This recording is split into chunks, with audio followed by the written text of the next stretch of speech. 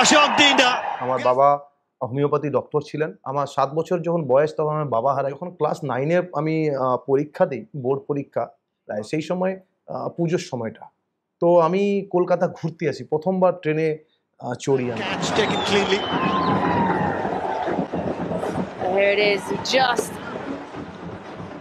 fishing out there. There's once, it's up. There's the other, he's gone again, he's not quite got it, he's got his knee, and I think he's got it. Doesn't matter how many chances, once you've got it in that hand, use your body part. 800 কোটি টাকা কিসে খরচা করে? এখানে তারা carrom খেলে আর মাল খায়। ভোটের সময় যখন দাদাগিরির দরকার হয় তাদেরকে ইউজ করে। নমস্কার। নমস্কার, নবান্ন নিমন্ত্রণে আপনাদের স্বাগত। আমি দীপঙ্কর মণ্ডল। আমাদের সঙ্গে রয়েছেন আন্তর্জাতিক একজন ক্রিকেটার অশোক দিন্ডা। তিনি এখন তার পরিচয়, তিনি ফুল টাইম রাজনীতি করছেন, এর পাশাপাশি তিনি কিন্তু প্রশিক্ষণও দিয়ে থাকেন। তার সঙ্গে আমরা কথা বলে নেব। রাজনীতিতে পা রেখেছো 2021 সালে এবং এমন একটা জায়গা থেকে যেখানে মাতঙ্গিনী হাজরা, যেখানে বীরেন্দ্রনাথ শাসমল, যেখানে পরাধীন ভারতের প্রথম জাতীয় সরকার গঠিত হয়েছিল পূর্ব মেদিনীপুরের তমলুক, সেই তমলুক সাংগঠনিক জেলা থেকে তুমি ময়না কেন্দ্র থেকে জয়ী হয়েছো এবং 4 বছর হয়ে গেল, 4.5 বছর হয়ে গেল। আর তার আগে দীর্ঘ জীবন ক্রিকেটার হিসেবে, রাজনীতি হিসেবে তোমার সময়টা বেশ কম।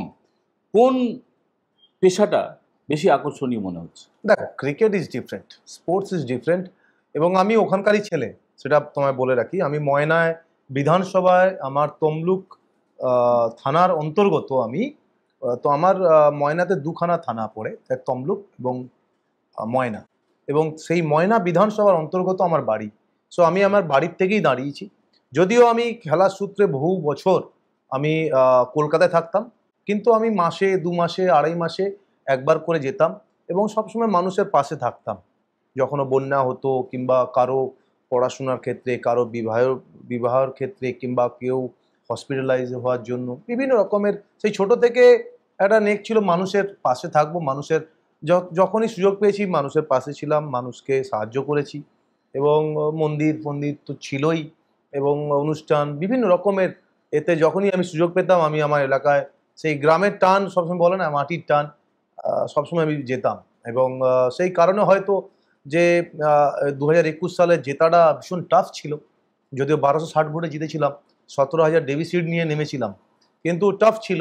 কিন্তু তা সত্ত্বেও ওই বাবা মায়ের আশীর্বাদ, এবং আমার বাবাও প্রচুর হেল্প করে গিয়েছিলেন মানুষকে, এবং আমি যখন ক্রিকেট খেলতাম তখনও আমি মানুষকে হেল্প করতাম, এবং আমি রাজনীতি কিছু বুঝতাম না, জানতাম না, একটা না জেনে অজানা জায়গাতে, মানে রাজনীতি যেটা জানা নেই, সেখানে নেমে জেতাটা খুবই টাফ ছিল। এবং আমার যারা কার্যকর্তা ছিল তারা প্রত্যেকে মরিয়া ছিল জেতার জন্য। তাদের পাশে আছি সবসময়, এখনো পর্যন্ত আছি, এবং তাদের কারণেই আজকে ময়না বিধানসভা থেকে আমি জিতেছি। ময়না আমি জানি, খাল, বিল, নদী, একদম গ্রামীণ এলাকা।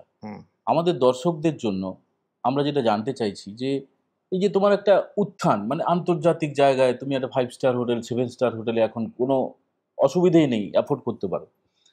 রাজনৈতিক ব্যাকগ্রাউন্ড তো এখন তৈরি হলো, কিন্তু একটা বলা যেতে পারে একটা স্বপ্নের উত্থান, একটা ভারতীয় ক্রিকেট দলের IPL খেলছো।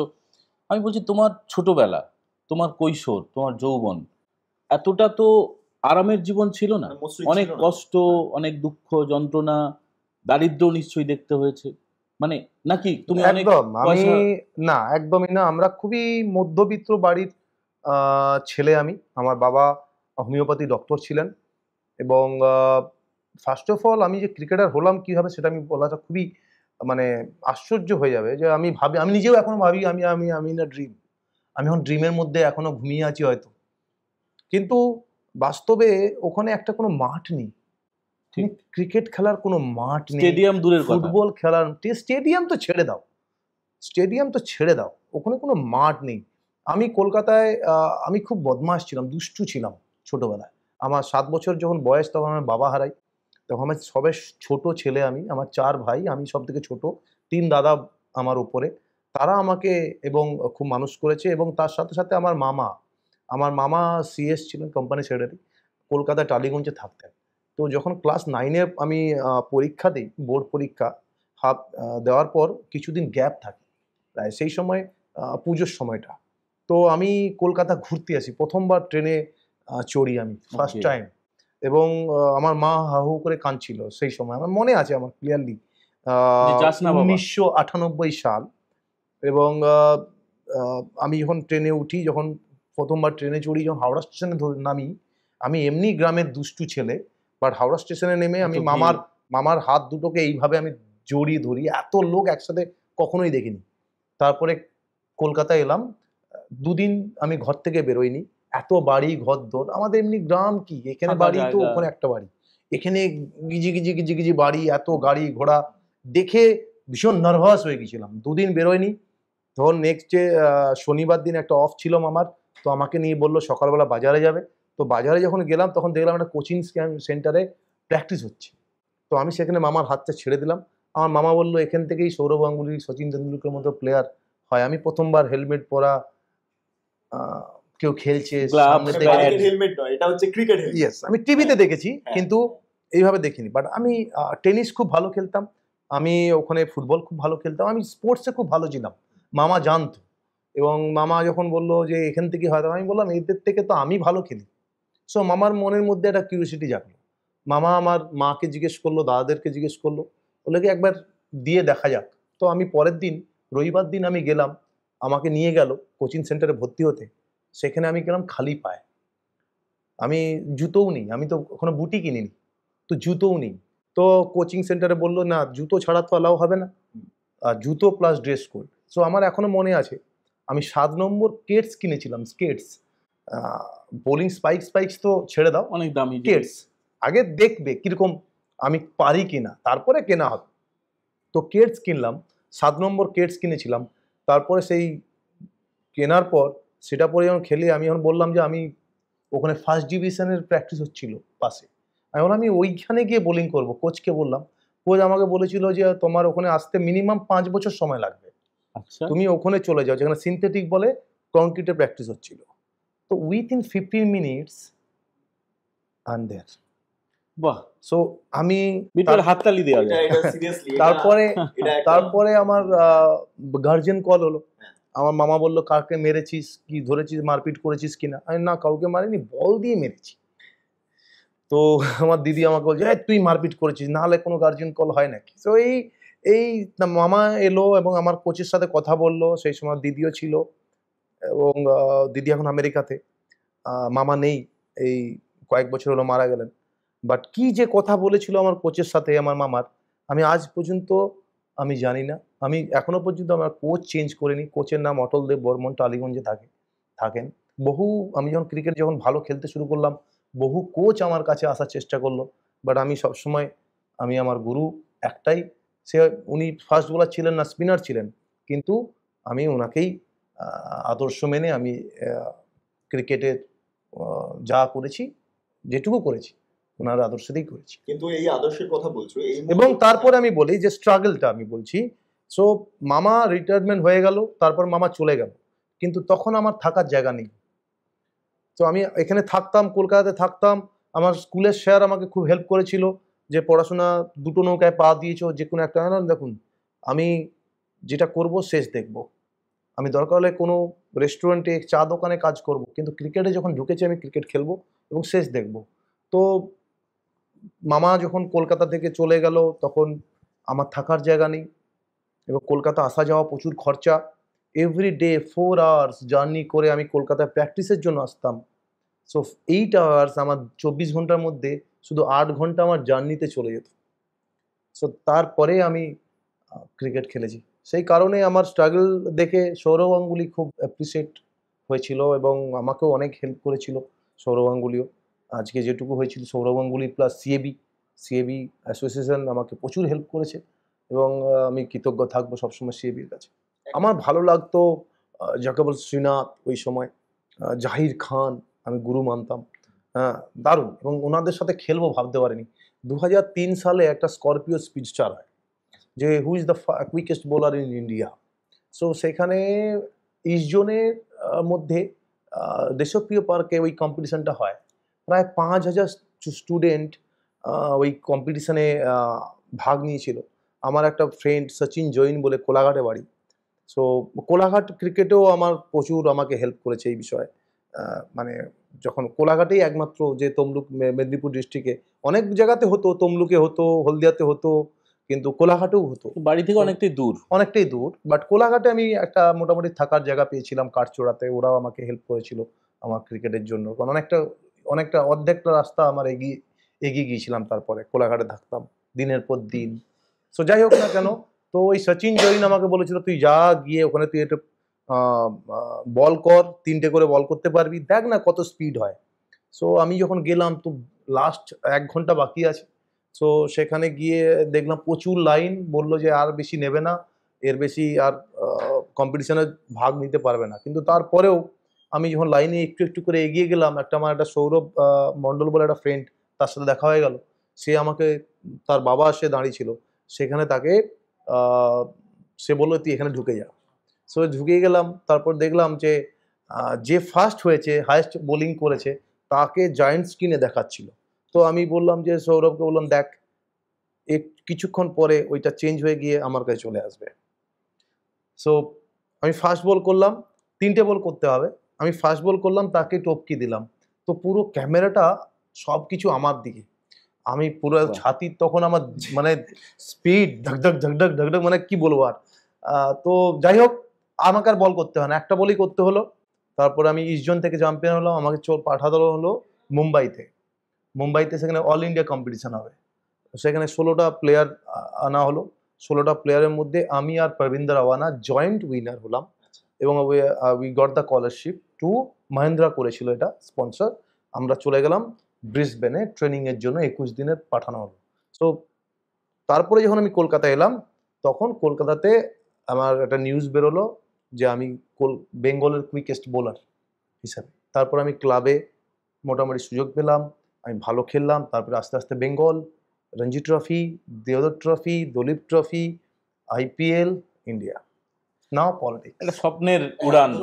এই যে মোহাম্মদ আজহার উদ্দিন, তারপরে একাধিক গৌতম গম্ভীর এখন আছেন, তারপরে নভজ্যোৎ সিং সিধু, তুমি লক্ষ্মীরতন শুক্লা বললে, তুমি নিজে একজন ক্রিকেটারদের পলিটিক্সে আসা মানে প্রায় একটা হ্যাবিচুয়েটেড, মানে একটা অভ্যেস। গৌতম গম্ভীর, হরভজন সিং, সচিন পাজিও ছিল রাজ্যসভা এমপি।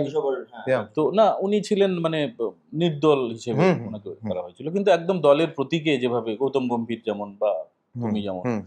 তো আমি বলছি যে এটার পেছনে কারণ কি থাকে? মানে শুধু কি ক্ষমতার দিকে, মানে পয়সার তো তোমাদের অভাব হয় না, মানে কোটি কোটি টাকা, পলিটিক্সে আসার কারণ কি হয়? মানে যারা এত সেলিব্রিটি, কিছু করার গোল নিয়েই আসে সবাই, কিছু করব, কিছু করতে হবে বাংলার জন্য, কিংবা কেউ গৌতম গম্ভীর দিল্লির জন্য, হরভজন সিং পাঞ্জাবের জন্য, কেউ কিছু করার গোল নিয়ে আসে। যেমন আমি আমার গোলটা বললাম, আমার লক্ষ্য হচ্ছে এটাই, ইনফ্রাস্ট্রাকচার, প্লেয়ারদেরকে সুযোগ দেওয়া, শুধু not only cricketer, footballer, athletes.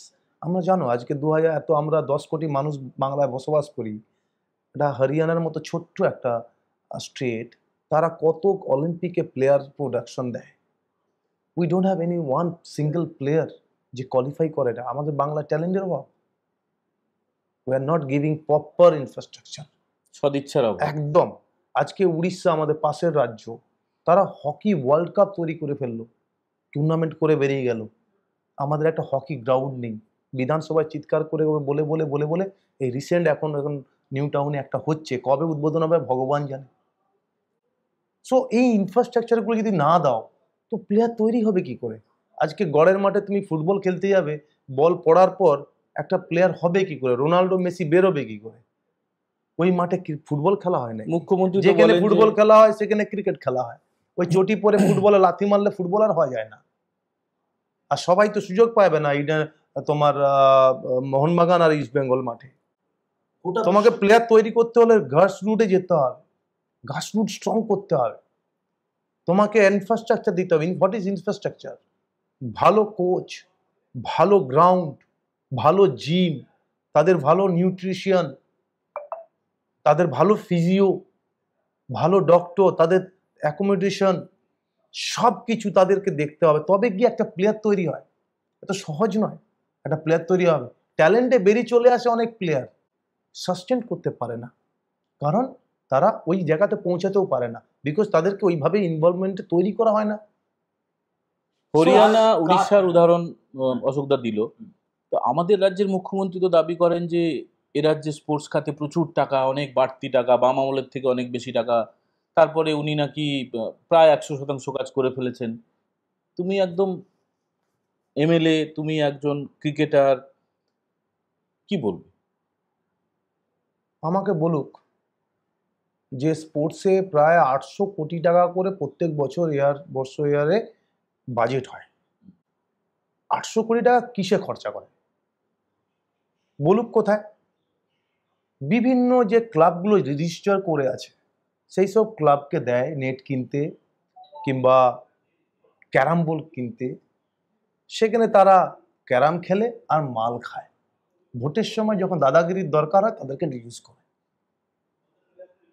আমি একটা কথা বলো যে একটা জায়গাতে কোনো স্টেডিয়াম হয়েছে নতুন না। আমি সেদিন বিধানসভাতে স্পিকারের সামনে চিৎকার করে বলেছিলাম ভারত সরকার স্পোর্টস ডেভেলপমেন্ট করার জন্য ইউথ তোমার জায়গা চেয়েছিল পশ্চিমবাংলাকে।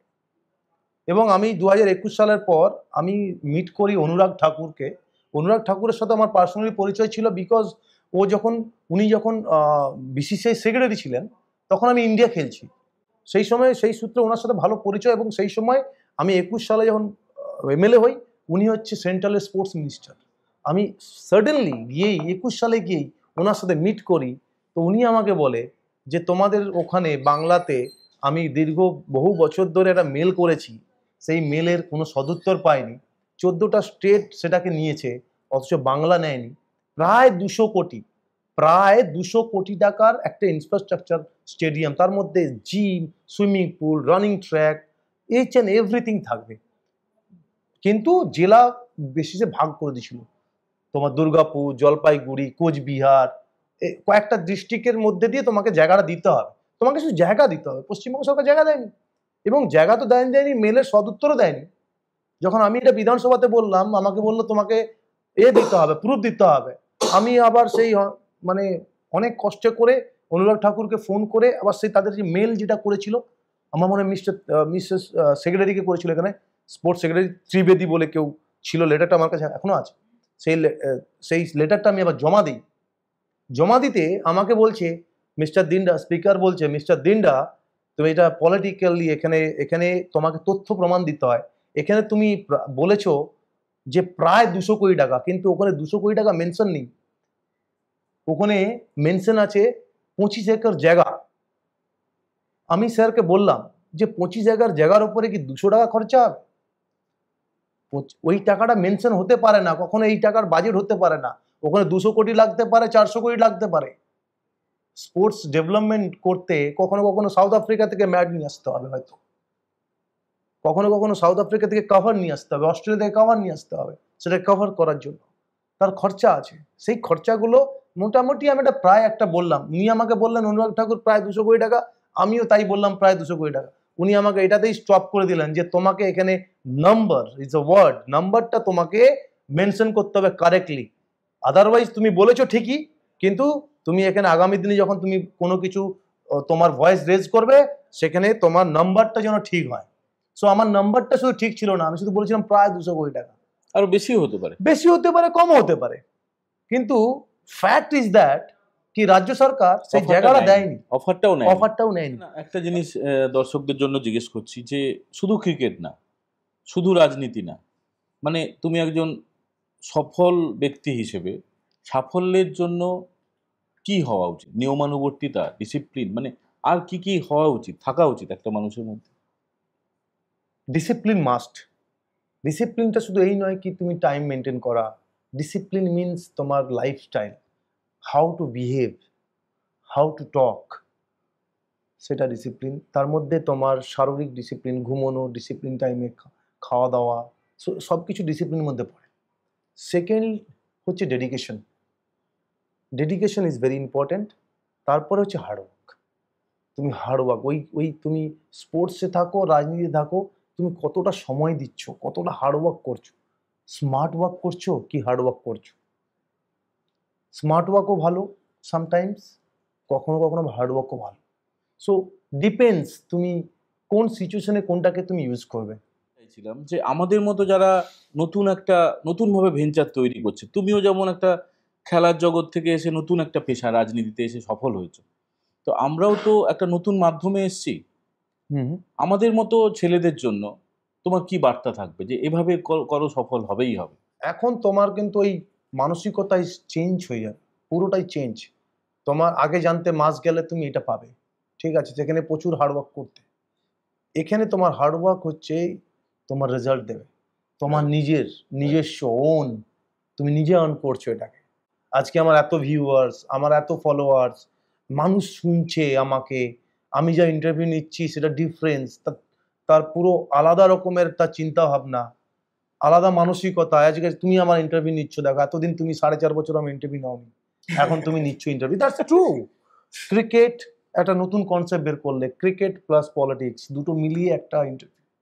সো এখন এলো তোমার মুখে, 4.5 বছর কি তোমার সাথে আমার কথা হয়?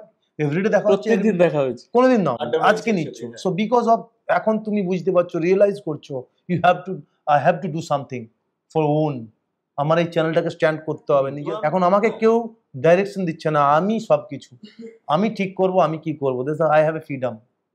সো ফ্রিডমও আছে, রিস্কিও আছে। যেমন ওটাতে আমি মাইনা পেতাম মাসে মাসে, এখানে আমি মাইনা পাবো না। এখানে আমার ভিউয়ার্স, আমি চ্যানেল বিক্রি করে আমি খেতে হবে, আমাকে আমার সংসার চালাতে হবে, এবং ভালো লাগাও থাকবে। এক্স্যাক্টলি। তুমি যদি না ভালো লাগতো তাহলে তুমি করতেই নিয়ে, তোমার ভালো লাগলেও তোমার এটা চ্যানেল, তোমার এটা লাইন বলেই তুমি করছো, right? So now you have a freedom, you can do it, and now is all the best. দর্শকরা হাজার হাজার মানুষ এই পডকাস্ট দেখবেন এবং আপনারা আপনাদের সাফল্যের জন্য যেটা অশোক দিনরা যে সুপারিশ করলেন বা যে মন্ত্র আপনাদের জন্য দিলেন, আশা করি আপনাদের কাজে লাগবে।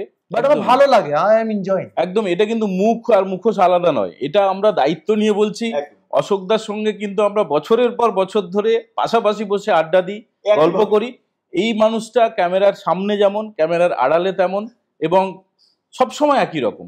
এটা এমন মানে উনি যে বলছেন ইন্টারভিউ দিচ্ছেন বলে এই কথা বলছে তা কিন্তু না, একদম যা বললো লিটারেলি একদম মনের কথা, তার হৃদয়ের গভীর সত্যি কথা। সবাই তোমাদের চ্যানেল আরো বড় হোক এবং তোমরা হার্ডওয়ার্কিং করো এবং মানুষকে সত্যি জিনিসটা দেখাও। এখন প্রচুর মিডিয়ারা সত্য জিনিস দেখাচ্ছে, যেটা 2021 সালের পরে দেখায়নি।